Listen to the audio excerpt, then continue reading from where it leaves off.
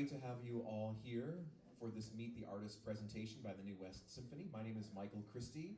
For all of you watching in YouTube and Facebook Live world, welcome to University Village in Thousand Oaks. We have a capacity audience here for our presentation today.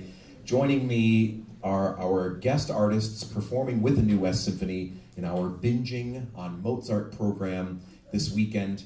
Pianist Natasha Kislenko and baritone Cedric Berry. I'll let the two of them introduce themselves with their wonderful biographies, such interesting activities as you would well expect from artists living in the Southern California region, because wow, we have lots of activities going on in all sorts of different ways that people are able to participate as artists. Natasha, maybe we'll start with you. You come from the furthest west here in Santa Barbara. Good afternoon, everyone. I'm not originally from Santa Barbara, so you will hear from my accent, but I've lived there for 15 years. I'm on faculty at UC Santa Barbara. I'm also performing with Santa Barbara Symphony, and in the summers, I teach at the Music Academy of the West Summer Festival. So I'm doing a lot of exciting, interesting things, performing-wise and teaching-wise, and I'm very, very happy to be here for the first time with the New West Symphony and performing Mozart, one of my favorite composers. So I'm very excited to be here. Good afternoon. Good afternoon. Is this on? No. It's off. I'll try it again. Testing. Good afternoon. My name is Cedric Berry. I'm a bass baritone. I live in Los Angeles. I've been singing for most of my life, even as a child, but professionally, I've been singing for quite a while, and I sing all over, everywhere, wherever I get a contract, but I've sung most regularly in the Southern California region with LA Opera, with the Philharmonic there, with Long Beach Opera, with the Industry Opera, with all the different musical outlets there. I also am an administrator at the University of Southern California in their film school, and I also do real estate, so I do just about everything. So that's just about everything. I figured, look, if you're going to have a career in the arts, support it. So you can sleep at night and still perform as well as you think you can. Well, it is wonderful to have you both here. I've put this program together because sometimes orchestras or festivals or universities will put on a big survey of composers' works, all Beethoven piano concertos, all Stravinsky's ballets. And so I've always been very eager to explore with our audience and orchestra the music of Mozart. And the question always is, well, which piece do you pick? Because if you can't do a month's worth of Mozart concerts, then how do you actually decide? Because the Requiem itself is about an hour, so that takes most of a concert. Any one of the piano concertos is a half an hour. Most of the symphonies are coming in about a half an hour. So as soon as you pair one or two, maybe three of the pieces with an overture, etc., that concert is done. It is full. And so suddenly of the 626 cataloged works of Mozart, you get just the teeny tiniest little sliver. And so I thought, okay, well, what if we look at all of the genres that Mozart impacted? And at that time, that would have included chamber music, vocal, instrumental music for one instrument, would have been orchestra, choral. And so if we had a concert with full works of all those about, say, 9 genres, we would be there really until 3 in the morning. We would probably be having a great time, but we'd be there a very long time. So I thought, okay, I'm going to make a very bold step and select, I'm not going to say the best, but among the best works in each of the genres. And I will apologize to the audience, of course, because you could easily substitute any number of works as a representative piece of a great orchestral movement, or a great piano concerto movement, or a great opera aria. I mean, you just pick. First of all, you have to decide whether it's a male or a female. Then you have to decide, is it an early opera, is it a late opera, comedy or a tragedy? You just kind of go down. So I took the unusual step of selecting what those kind of representative works would be. So I hope people will enjoy it. And I was thinking, it's almost like a tapas menu at a restaurant. You get this beautiful dish, beautifully flavored meat here. You get this beautiful bean salad over here. So we kind of the same idea. You get these beautiful tastes, but overall the whole plate is just this hopefully eye-opening and heart-filling representation of this most amazing genius who in only 35 years transformed music. So I want to just talk with you, both of you, a little bit about how Mozart has made your instruments and the genres that you play of his very unique. Not only for the instruments themselves, voice of course, but the genres themselves. What makes Mozart's imprint on opera or piano music or symphony, etc., what makes it unique for you, and your perspectives on those two? Either of you want to start? Well, Am I still? Yes. Mozart to me I call Mozart the foundation. And the reason I call Mozart the foundation, because I think everyone needs a little Mozart in their life. I mean, from a very young age, I have some nieces that don't live too far from here, actually. And I want my sister to play Mozart for them, because I believe it instills balance, and I think it's been proven, I think, that helps you mathematically as well. And I've done these concerts with LA Opera for the medical school at USC, where Mozart is a big composer that we sing, where we've sung arias and music to kind of heal Alzheimer's and things like that, to at least help. And there's been studies on that. I think of Mozart as the foundation because maybe it's because I was first introduced to it, and it was one of the first composers that I sang.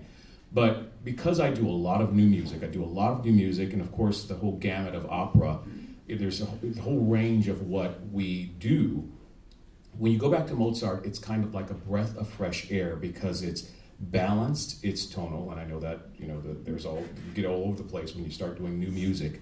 And there's something, just like Michael said, and 35 years is pretty amazing what he did. I'm doing a tour with LA Opera now, doing things on the weekends, and the two other singers that I'm singing with, one of them did this show with me with the LA Phil just pre-pandemic, and we did something called Bliss.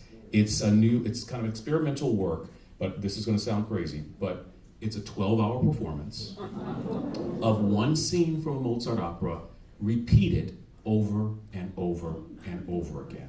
So there's a cast of all of us. I think I was Figaro, and she was Susanna, and there was the Count, and there was all these characters in there, and we sang the work on a loop for 12 straight hours. Now we could go off stage every now and then for a little breather, but for 12 hours. And what Maria Elena, that's the singer that I'm referring to, we were talking last week, and she said, what's the genius about this? At the end of those 12 hours, she thought she would have vocal fry. We could have gone on another 12 hours after singing that. And you can't say that with every composer, because I did another concert recently, and if I was to do that more than once, it would be a problem. So I'm not sure what it is, but there's balance, there's harmony, and it just feels right. And that's why I love Mozart. That's what's unique about Mozart to me. One of the things that I find so revelatory in an operatic setting is that people can so easily take the stories of these Mozart operas and apply them into virtually any setting, because although there's a great purity to Mozart's musical language and a great symmetry, underlying there is always a definite, profound, and unmistakable humanity. He is not trying to say, this is what humanity in this situation looks and sounds like. You are actually embodying those characters. And so I wonder also, as a performer of Mozart, becoming a character, how do you, like, what sense of freedom do you have to bring, whether if you imagine a 19th century singer singing them 20th century or now a 21st century, that somehow it still applies? That's interesting you say that, because I was just thinking as you were saying that Mozart operas are probably, I've done so many iterations of different things, particularly with new opera companies, they're reimagining things and doing things differently. I've done more adaptation of Mozart operas than anything that I can think of. Some of them were for adults, some of them, were for even children. And it's so translatable, meaning you can, if you were to talk about it and think about it, you would think that it wouldn't work, but actually, just like you were saying, the stories are so prominent and translatable that they could easily translate to young children. They can easily translate to modern day. They did Figaro 90210 with Eliapo. This was pre-pandemic as well, and it was all modernized, and it worked so well. And it was it worked so well that you were thinking, this is clearly, if you didn't know what the opera was, you would think that that's when it was written and that's what it was written for, because it does translate, and you can flip it on its head, you can do different things with it, and the story still comes through, the characters still come through, no matter what age group is listening to it. Well, I'm listening to your beautiful voice, and I'm thinking it would be great to hear one of the selections that you're going to sing. Okay. Not Mozart. Right. Tell us a little about what you're going to sing, and then we'll leave you to it. So today I chose two songs that have a couple different, just give you a different flavor of what I do. This first one is opera, and it's an American opera by Gershwin. I'm sure you're aware, Porgy and Bess. And I'm singing the aria, one of the arias that the title character Porgy sings. And I like singing this, especially today, because it really has new meaning in a world where technology seems to be taking over, and now they just had fear of AI, putting it, kind of keeping it on ice for a few months so that we can catch up with what they've already done. I mean, there's so many things going on. This song is so simple, it's so serene. It's called I Got Plenty of Nothing, and nothing is plenty for me. And because I don't need a car, I do. But, what Porgy's saying is he doesn't need a car, he doesn't need a watch, he doesn't need a cell phone, he definitely doesn't need AI, because he's got the things around him, and that's plenty for him.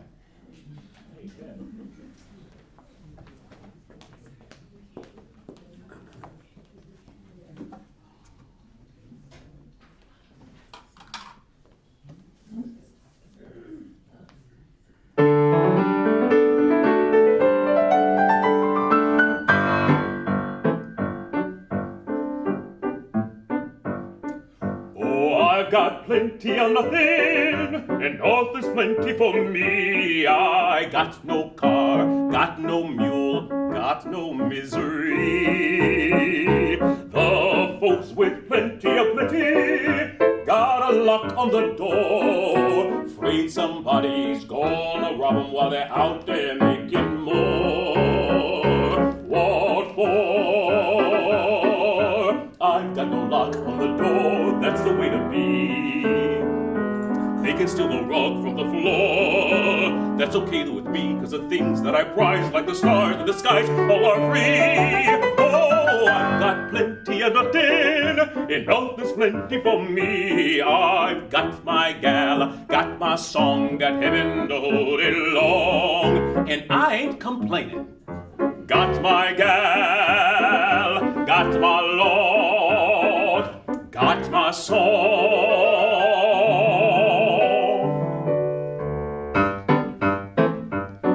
Oh, I've got plenty of nothing, and all there's plenty for me. I got the sun, got the moon, got the deep blue sea. The folks with plenty of plenty gotta pray all the day. Seem with plenty, you sure had to worry how to keep the devil away.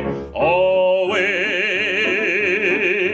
I ain't gonna fret about hell till the time arrives. life. Never worry long as I'm well. Never want to strive to be good, to be bad. What the hell? I'm glad as alive. Oh, I've got plenty of nothing, enough there's plenty for me. I got my gal, got my song, got heaven to hold it long, and I ain't complaining.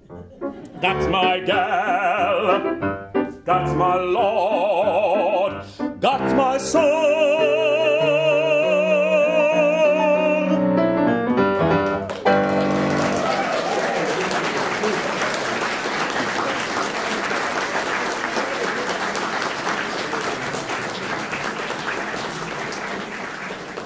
Thank you, Cedric. Thank you, Natasha, for accompanying. As I was listening to that, I was thinking Mozart brought in all of the styles that were happening when he was going around Europe. And can you imagine what we would have had if Mozart was familiar with jazz? I mean, thank goodness we had Gershwin, because he transformed in this musical style and in its own way.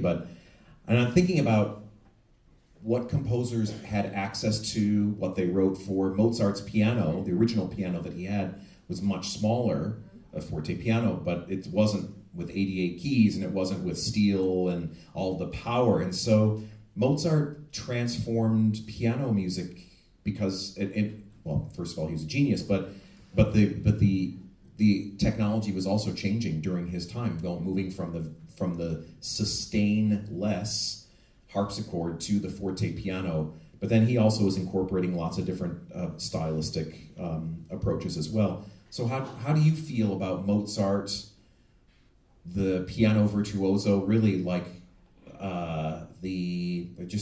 almost like the Beyonce of piano in Europe, and what he left for us? Well, Mozart, of course, was a prodigy since a very early age, and he was brought by his father along with his sister to the courts in Europe. All the kings and queens and all aristocracy, they all admired him when he was a little child. He could already play as well as an adult, an amazing technique, and he was composing since he was very young. That's why we have so much music of his. So when one thinks that you need to learn to play like that, but child could do what we learn to do when we're adults already, that's amazing. Because, when I was growing up, my teacher was telling me, Mozart is the most difficult composer. First you need to learn how to play Haydn and Beethoven and Bach, and you wait with Mozart, because Mozart is most difficult. And I was thinking, why? I just want to play that Rondo alla Turca, since I was 10. I don't know, I could play it, but she said, no. You're not going to be able to play it well enough yet. And I was thinking, what is there? And then when I was growing up, I realized why Mozart is so difficult. I mean, every single note in his music is so absolutely perfect. It's right in place. And if you just do it slightly out of context, or maybe not as beautifully, then everything falls apart, and it's just not you treat it like a absolutely beautiful vase that is so precious, and you want to make it perfect. And that's why it took me years of practice to touch Mozart for the first time. But I'm glad that I can do it now, and I was very, very happy to learn for this program, this C minor concerto by Mozart, which is C minor key you hear a lot in Beethoven later, the Fifth Symphony, and many other pieces are written in C minor. It was one of his favorite keys. But for Mozart, we know Mozart mostly for major keys, and out of 27 piano concertos that he left us, there are only 2 in minor keys, which is pretty remarkable. And I thought, what a opportunity it is to perform that. So I am very fortunate.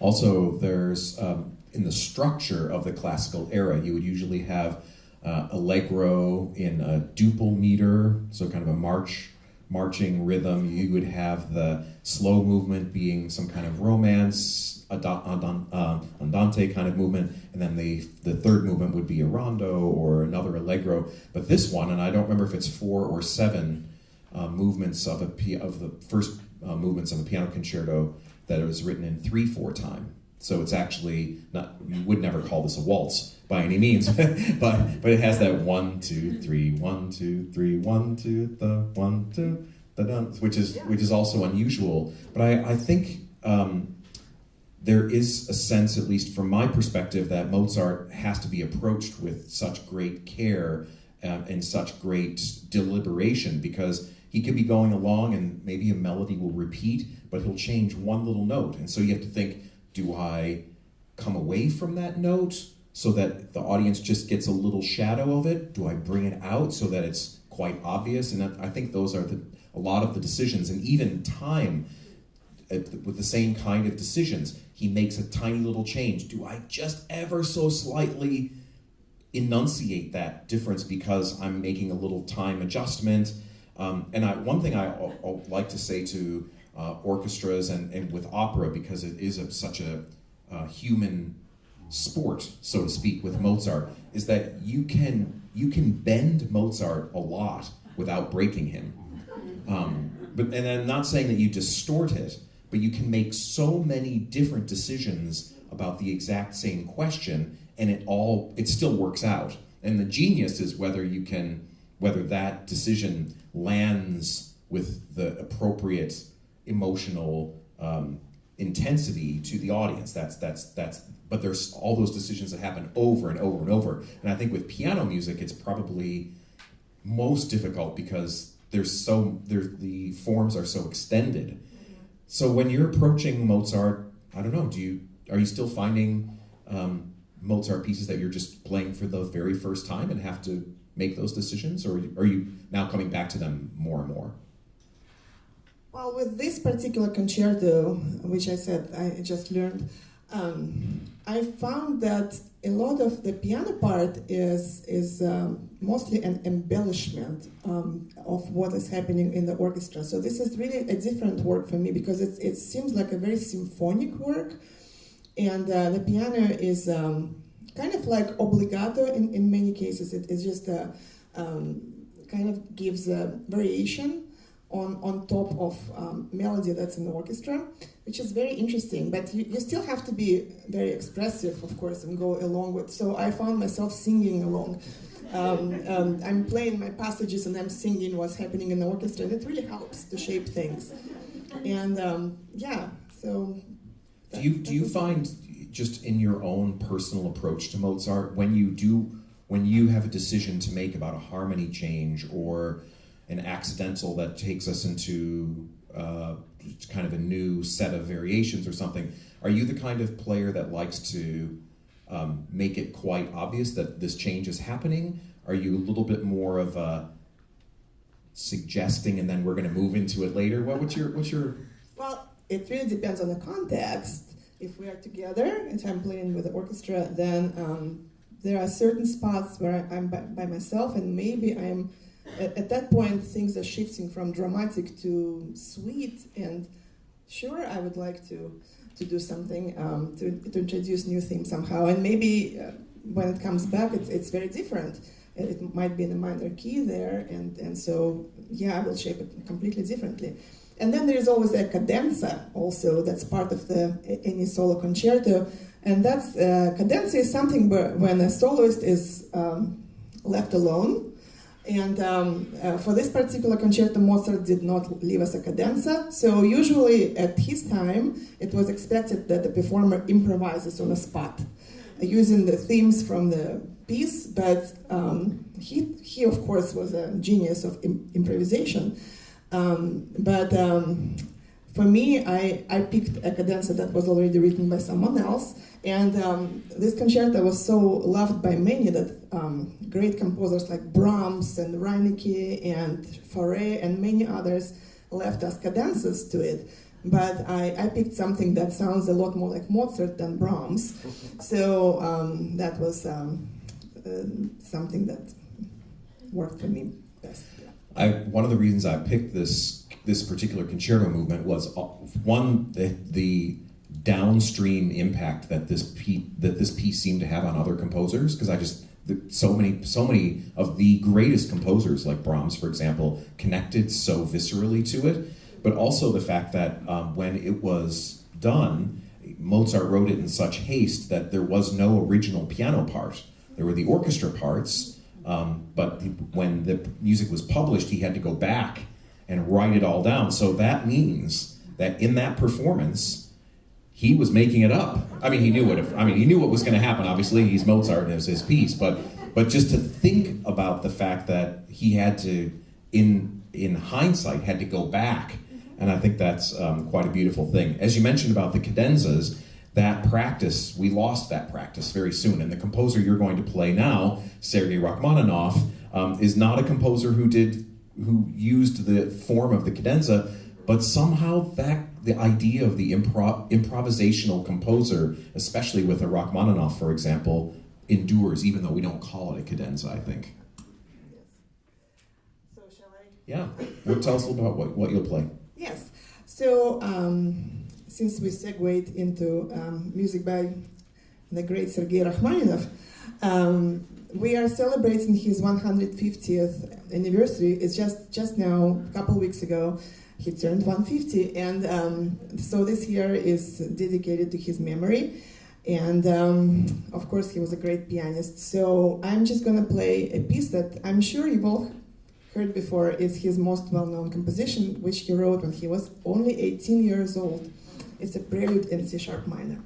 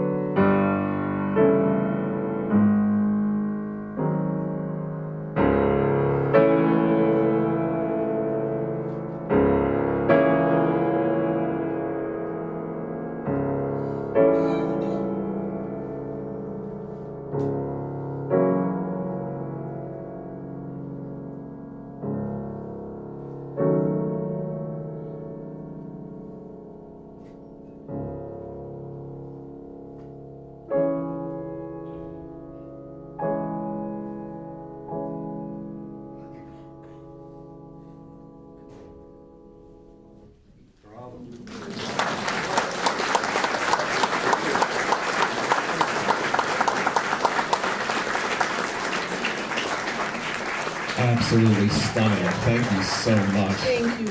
Oh, amazing. And I do want to say that I know that the project of getting a new piano here has been something that's been in the works for a long time. So Beautiful instrument. Very beautiful. We love our new piano. thanks to those, I know there's some folks here in our audience today here at University Village who've been spearheading the effort to have an instrument that's so beautiful and worthy of the talents of these artists to play. You know, it was funny, I was thinking about Rachmaninoff, age 18, writing this piece, but then I also was thinking about Mozart and all of the ways that, all the different styles that Mozart was able to capture even at this young part of his life. And I was thinking, as performers, Beethoven, for example, when we look at early Beethoven, you could lean toward a performance style that is a lighter, more kind of classical, we'll say, and then as we progress later, it becomes more turbulent, more romantic. Rachmaninoff, like Mozart, is kind of on an island all of themselves, because I don't know that we really think of late Rachmaninoff versus early Rachmaninoff in our interpretation, and I don't think we really think about Mozart in that way too much either.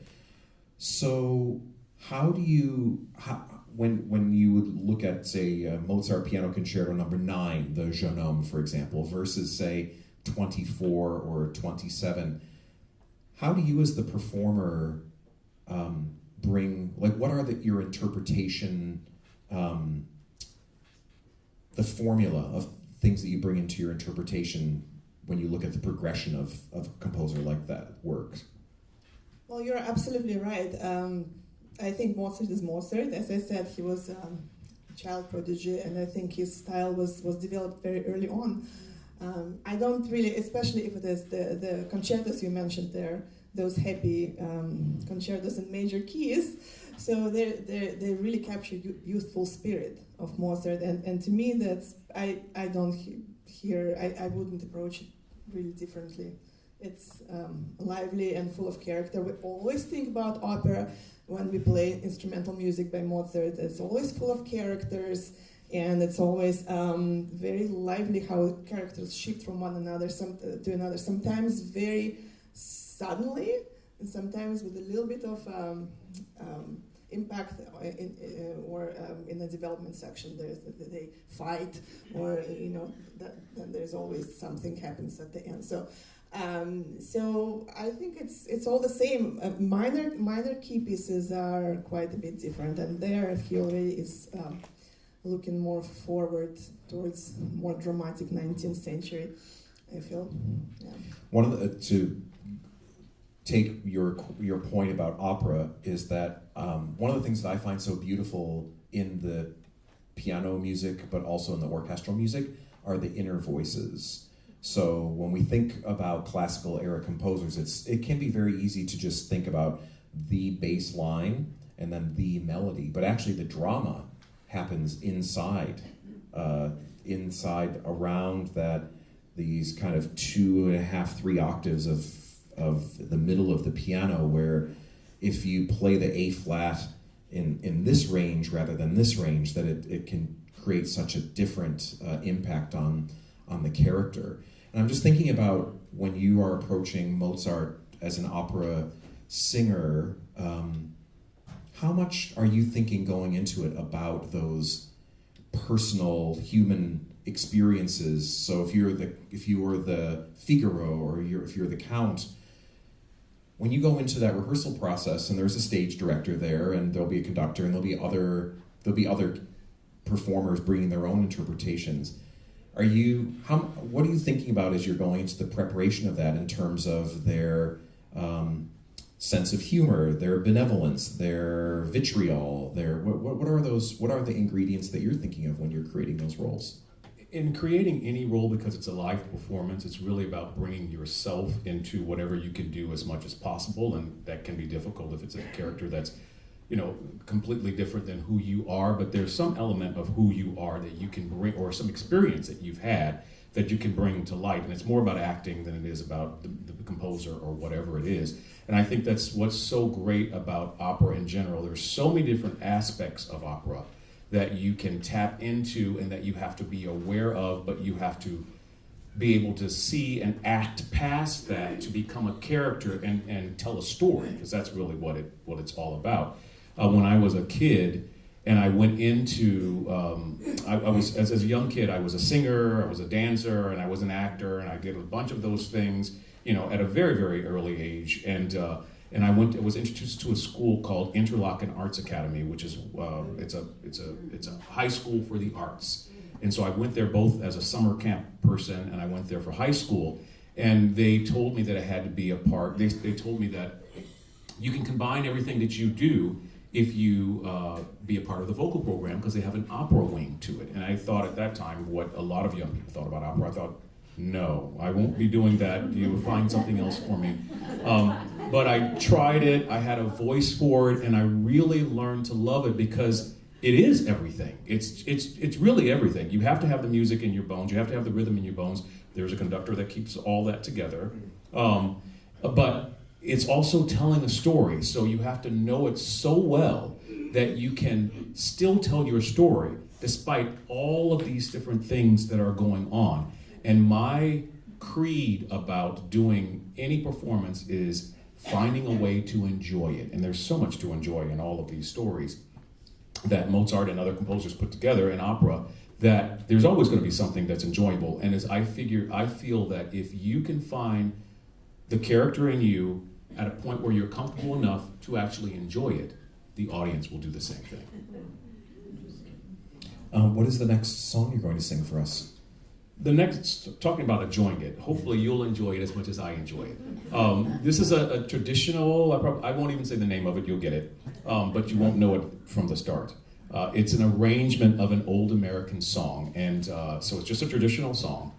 And I love it because it's an arrangement by a friend of mine, who you may know, named Alan Chapman, who is the host of KUSC, Classical Channel. He also does a lot of the talks before the opera and talks before the Philharmonic concerts. But what some people don't know of him is that he's a great arranger, composer, and we did a little tour at one point, and of old American songs, basically. And he made several arrangements that I won't say fit me like a glove, you'll determine that, but are beautiful. And I will record them one day because they're beautiful. And so hopefully you'll like this as much as I do, because today I really feel, and I'm probably talking a little too much, but we were talking about Mozart and the old Mozart or early Mozart, late Mozart, and there really isn't. He is just Mozart, and it's kind of a sacred thing. But in doing this concert this weekend, I listened to all of the greats doing the aria that I'm singing to see what they do to it, because as a young singer in education, we're always taught that don't mess with it, sing it exactly like it is. You're not worthy of messing with it. But as a performer and as an adult, my feeling is if you're not in it, then what are you doing? If you're not connecting with it on some level, then the audience won't connect with it. So if I want to connect with you, then I need to feel it in some way. And so I had been doing Mozart the way I want to do Mozart. But then I thought, if I'm going to do this concert, I better listen to some traditional things and try to get back to square one. But what I learned is it's still all over the place. People still have their own interpretation. They may hold this note a little longer. They may embellish here. So what I plan to do on the concert is a happy medium between the two. So we'll see. And this one, I don't have to worry about it because there aren't greats that have done this before. This is me. And this is probably the first time you've heard this, and maybe the last time you'll hear this, because it's a special arrangement that I can put all of me into it. So I hope you'll enjoy it.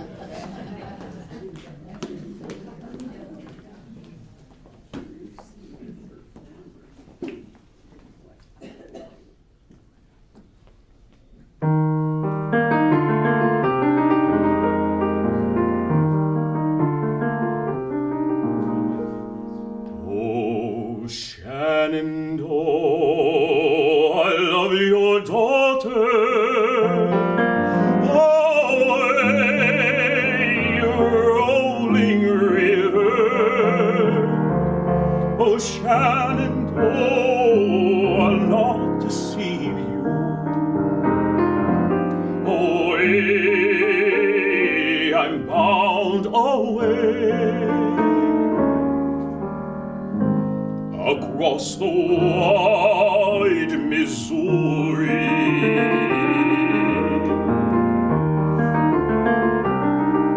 'Tis 7 years I've been a rover,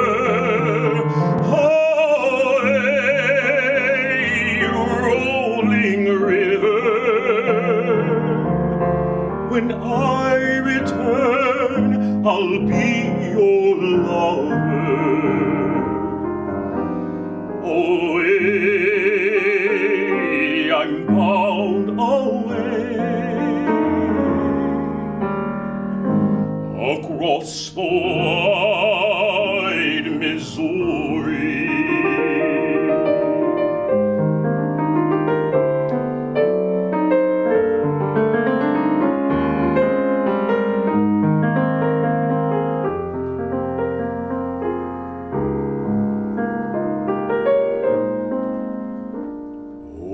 Shenandoah,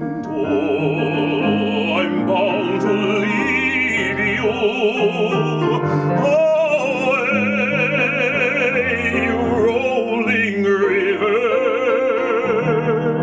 Oh, Shenandoah, I'll not deceive you. Away, I'm bound away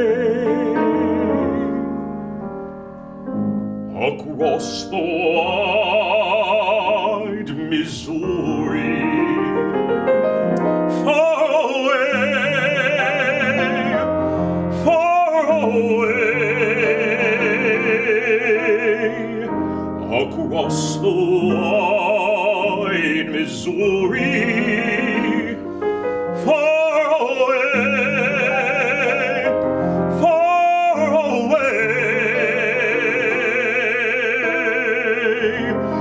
across the wide Missouri. Oh, Shenandoah, I love your daughter.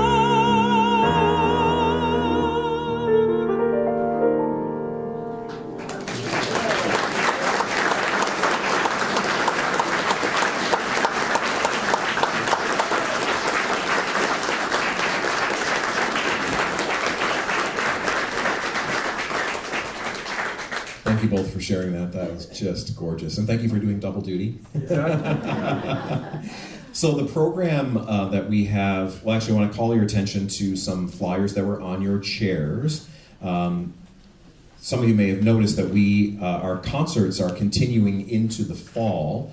And what we've decided to do starting this year and going forward is that we're advertising our concerts on a calendar year basis. So starting from January through December rather than September through May, because we're going to be launching our summer series at Moore Park College at the end of June, and that information is going to be coming out about that, but it's going to be, as you probably are used to now with my programming, a lot of different styles. Well, there's even more of a mix of styles happening. It's outdoors because, boy, we're in an outdoor environment, and you can bring your beach chairs and picnic blankets. You can buy seating there.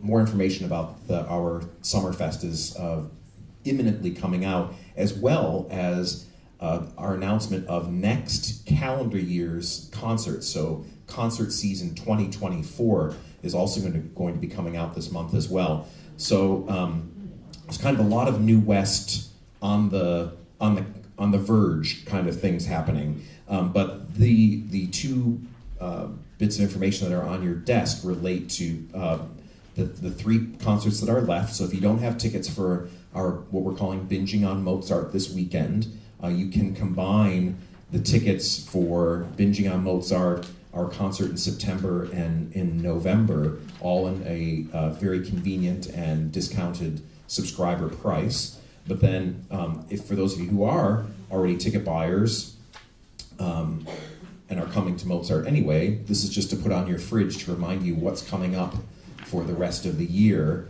at least as far as the classical series is concerned, when we bring Sean Chen back to play some Strauss in Francais. That'll be in early September. And then Beethoven Symphony Number 5, the C minor that you referred to earlier. But also I've paired that with this tremendous video display by the Brubeck family, of the jazz Brubeck family, and they have over 100 images of Ansel Adams that has been set to all this jazz, orchestral jazz music. So I think that's going to be a lot of fun. So this is just kind of giving you an idea, since we're going to be technically apart from each other for quite a while. There is a ton of stuff going on. Now, for those of you coming to the performance this weekend, it is an array of Mozart's works, all selected for various reasons. I tried not to think about like what are my favorites, but I tried to really think what's interesting about Mozart's story that's told through these pieces. So the Hofner Symphony, which will open the concert, the first movement, Mozart, as Natasha mentioned, he was out with his father and sometimes sister on these tours, writing music, performing music for dignitaries, courts, etc. And he really was living and dying by the commission. And he needed people to fund the works that he was going to be writing. And it was rare that a work was written without some kind of desire with a financial backing. And the Hofner family was a prominent family in Salzburg, and I chose that just to kind of show that, you know, even though we just think, oh, Mozart, hundreds of works, they just poured out of him, and they're just for no reason other than to delight us for centuries. But actually, you know, he had to tie his shoes and probably change diapers for the little ones and all sorts of things. And so there was this sense that, and he actually repurposed some of the music from an earlier commission by the same family for that symphony. The Marriage of Figaro opera that Cedric will be singing an aria from, and the overture, just represents that middle era Mozart at his, well, he was always at his best, but let's just say best, just going at absolute high speed, but from the standpoint of his life, was also like he was just absolutely in his top form. Had composed these 3 operas that were on this Beaumarchais story. Then we go into the piano concertos, and again, I'll just say I just beg everyone's forgiveness for selecting one over the other, because I could have probably chosen number 20 or 21 or 27. Those we'll just do another time. And then we're going to be asked Natasha to play the third movement of a sonata, the Alla Turca. And I picked that one because although Mozart was just producing all of this amazing music that we just say, well, that's Mozart. Mozart was not without influence. Mozart was borrowing and being influenced by Haydn, by other composers as they toured around. And like composers that were fascinated by music of the East, of the Orient, during the late 19th century, in the 18th century, it was the Middle Eastern instruments and the bands, this janissary, cymbals, drums that were really making everybody just kind of fascinated. Like, wow, there's this whole other culture, and how do I do this? And what I have read is that Mozart's piano, when we would really hit the lower strings, they weren't as resonant as they are now, and they would create this kind of jingling sound, which some people say that's the Turkish janissary effect. Then one piece I thought, well, if you're going to do Best of Mozart, you just have to have the Eine kleine Nachtmusik, because that is one of the most ubiquitous pieces of Mozart. So that will open the second half.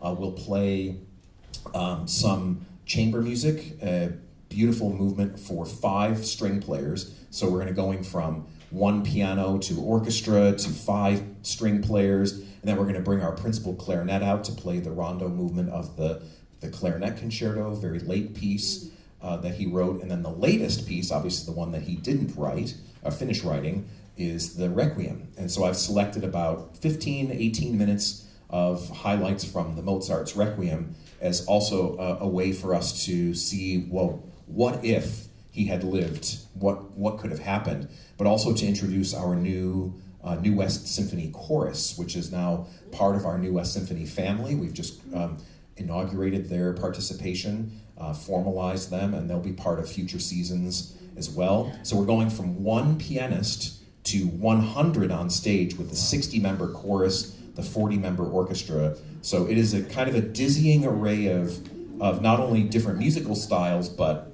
kind of horsepower from the sound perspective.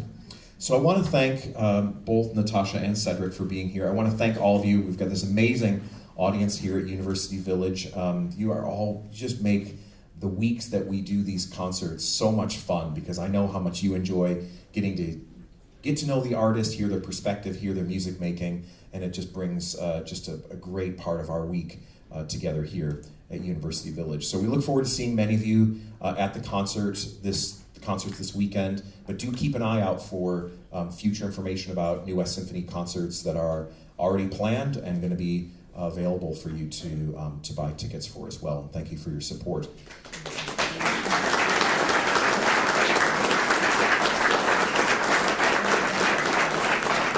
So as of yet, we have actually heard no Mozart. We've been talking a lot about him, but we have not heard any Mozart, but Natasha is going to remedy that. This is the alla turca that I mentioned before, this special movement that you're going to recognize the second she starts to play.